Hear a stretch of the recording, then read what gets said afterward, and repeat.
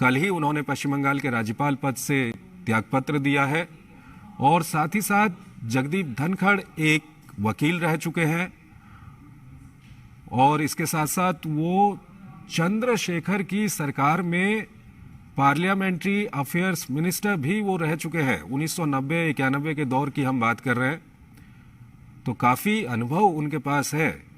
राज्यपाल का उनके पास अनुभव है, उनके पास केंद्र में मंत्री पद का अनुभव है। केंद्र में खासकर अगर हम मंत्री पद की बात करें तो पार्लियामेंट्री अफेयर्स मिनिस्टर वो रह चुके हैं और अगर वो उपराष्ट्रपति बन जाते हैं तो उनको राज्यसभा के संचालन की जिम्मेदारी भी उनकी होगी। राज्यसभा के सभापति भी वो बनेंगे,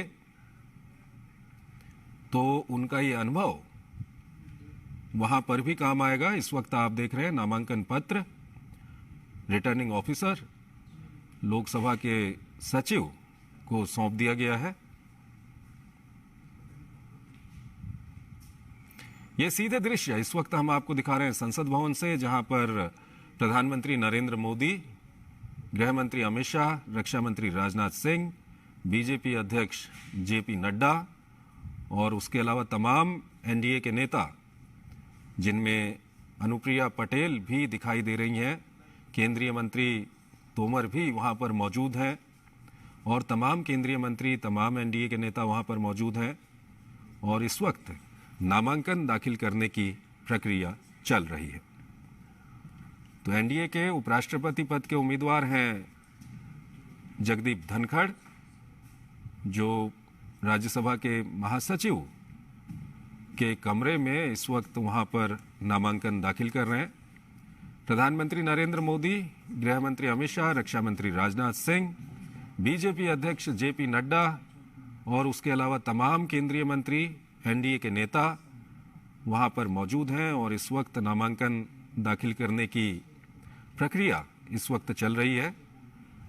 और जैसा कि हमने आपको बताया कि जगदीप धनखड़, जो मूल रूप से राजस्थान के रहने वाले हैं और उनके अनुभव की अगर हम बात करें तो वो 1990-91 के दौर में चंद्रशेखर की सरकार में पार्लियामेंट्री अफेयर्स मिनिस्टर वो रह चुके हैं और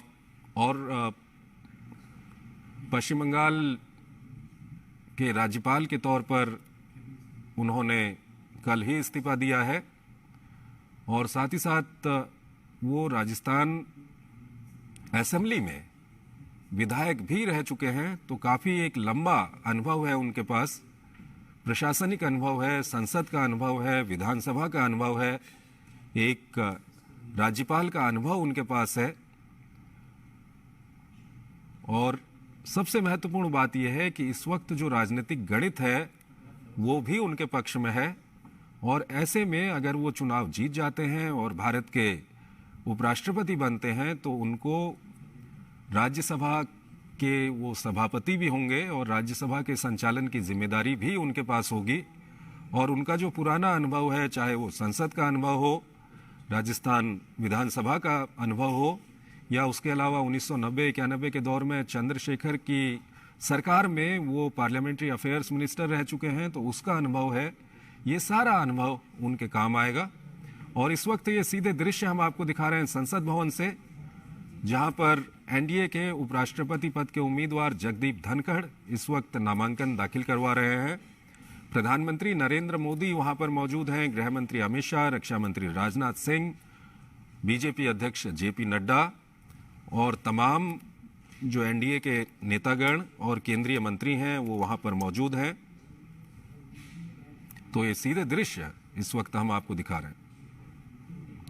काफी महत्वपूर्ण आज का दिन है। आज एक तरफ राष्ट्रपति पद के लिए चुनाव चल रहा है संसद में और देश के तमाम राज्यों की विधानसभाओं में राष्ट्रपति पद के लिए मतदान चल रहा है, जिसमें एनडीए की तरफ से द्रौपदी मुर्मू और विपक्ष की तरफ से यशवंत सिन्हा उम्मीदवार हैं। वहीं उपराष्ट्रपति पद के लिए भी नामांकन यहां पर दाखिल कर दिया गया है। तो इस वक्त आप देख सकते हैं नामांकन दाखिल करने की ये प्रक्रिया इस वक्त चल रही है। प्रधानमंत्री खुद वहां पर मौजूद हैं और प्रधानमंत्री के अलावा गृह मंत्री, रक्षा मंत्री और तमाम जो एनडीए के नेता हैं, बीजेपी के अध्यक्ष वहां पर मौजूद हैं। और आपको बता दें कि विपक्ष की ओर से मार्गरेट अल्वा को उपराष्ट्रपति पद का उम्मीदवार बनाया गया है।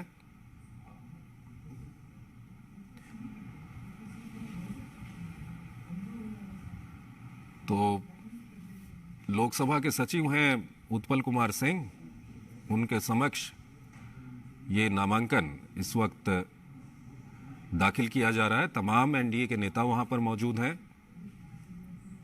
खुद प्रधानमंत्री वहां पर मौजूद हैं, गृह मंत्री अमित शाह, रक्षा मंत्री राजनाथ सिंह, बीजेपी अध्यक्ष जेपी नड्डा, ये सभी लोग वहां पर मौजूद हैं। और आप देख सकते हैं कि उपराष्ट्रपति पद के जो उम्मीदवार हैं एनडीए के, जगदीप धनखड़, वो भी यहां पर मौजूद हैं। जगदीप धनखड़ इससे पहले पश्चिम बंगाल के गवर्नर थे और कल ही उन्होंने पश्चिम बंगाल के गवर्नर पद से इस्तीफा दिया है। और उनके पूर्व के राजनीतिक जीवन पर अगर हम नज़र डालें तो संसद सदस्य रह चुके हैं, वो राजस्थान विधानसभा में सदस्य रह चुके हैं। साथ ही साथ 1990-91 के दौर में चंद्रशेखर के मंत्रिमंडल में वो पार्लियामेंट्री अफेयर्स मिनिस्टर रह चुके हैं। तो उनका ये तमाम जो अनुभव है, वो अनुभव अगर वो चुनाव जीत जाते हैं, जो संख्या बल है, जो गणित है, वो पूरी तरह से उनके पक्ष में है इस वक्त। और अगर वो चुनाव जीत जाते हैं और भारत के उपराष्ट्रपति बनते हैं तो राज्यसभा के संचालन की जिम्मेदारी भी उनके पास होगी। और उनका जो पिछला अनुभव है, चाहे वो एक विधायक के रूप में रहा हो या एक सांसद के रूप में रहा हो या संसदीय कार्य मंत्री के तौर पर उनका अनुभव रहा हो, 90-91 के दौर में जब चंद्रशेखर के मंत्रालय में वो चंद्रशेखर के मंत्रिमंडल में वो संसदीय कार्य मंत्री थे, तब का उनका अनुभव, ये सब अनुभव उनका है जो काफ़ी उनके काम आने वाला है। इस वक्त आप देख रहे हैं नामांकन की प्रक्रिया वहां पर चल रही है।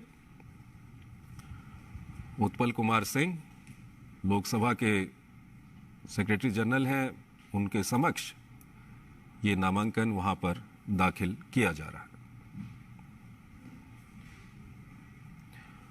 और विपक्ष की ओर से मार्गरेट अल्वा को उपराष्ट्रपति पद का उम्मीदवार बनाया गया है। और जो अभी तक खबर मिल रही है उसके अनुसार मंगलवार को, यानी कि कल, वो अपना नामांकन दाखिल करेंगे।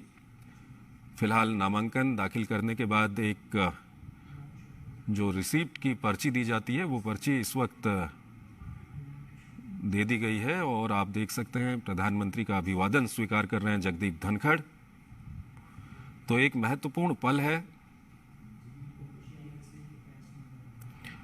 और इलेक्टोरल कॉलेज की अगर हम बात करते हैं तो राष्ट्रपति चुनाव में संसद सदस्यों के अलावा राज्यों की जो विधानसभा के सदस्य होते हैं वो मतदान करते हैं। लेकिन अगर हम उपराष्ट्रपति चुनाव की बात करें तो इसमें सिर्फ संसद सदस्य इसमें मतदान करते हैं।